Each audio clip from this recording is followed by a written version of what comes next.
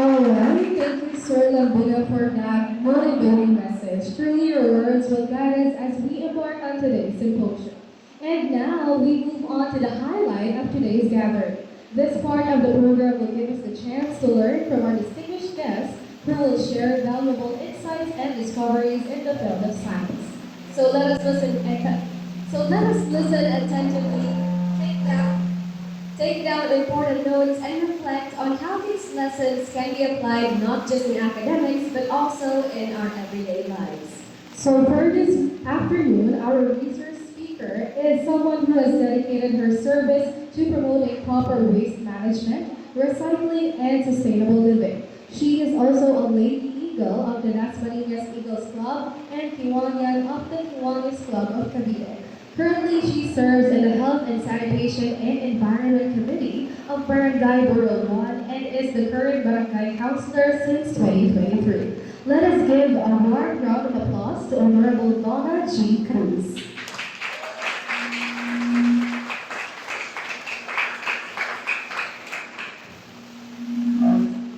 Salamat sa ating dalawang magandang bilag.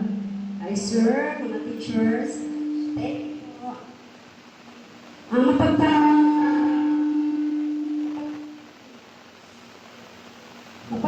araw sa ating lahat. Salamat po sa pag-imbita po sa akin ng Dasmariñas Integrated High School sa pagbibigay ng pagkakataon para makapagsalita tungkol sa isang napakahalagang usapin, ang ating environment. Tanghali na ako. Alam po natin, araw-araw ay dumadami ang basura. Plastic bottles, wrappers, papers, at kung ano-ano pa. Pero ang tanong, saan ba napupunta ang lahat ng ito? Marami ang napupunta sa landfill, sa ilog, at sa dagat, na siyang nagiging sanhi ng pagbaha, polusyon at pagkasila ng ating kapaligiran. Ang paggamit ng dito papasok ang konsepto ng 3 R's. Reduce, reuse, and recycle. Reduce. Bawasan ang paggamit ng single-use plastics. Halimbawa, imbis na bumili tayo ng bottled water araw-araw, magdala na lang tayo ng sarili nating mga tumbler. Reuse. Gamitin uli ang mga bagay na pwede pang pakinabangan. Kahit simpleng paper o lumang notebook, pwede pa itong gamitin yung scratch paper. Recycle. Ito ang proseso ng paggawa ng panibagong gamit mula sa lumang materyales. Ang plastic bottles, pwede gawing plant pots. Ang papel, pwede gawing bagong papel. Mga guro at estudyante, tandaan natin, maliit man ang hakbang, kapag pinagsama-sama, malaki ang epekto. Kung bawat isa sa atin ay magsisimula sa simpleng pag-segregate ng basura sa bahay at sa paaralan, makakabuo tayo ng mas malinis at mas ligtas na komunidad.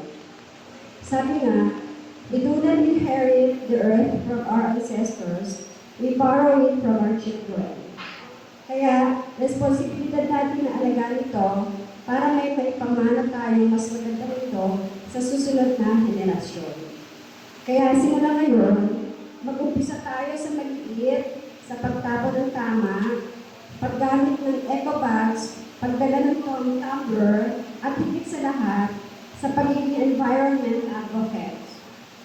Sabay-sabay natin pangalagaan ang ating kalikasan at tamang pagtatapon ng ating mga basura dahil kung magiging maayos ang lahat, maiiwasan ang pagbaha at walang korupsyon. Muli, maraming salamat po sa lahat. To God be all the glory.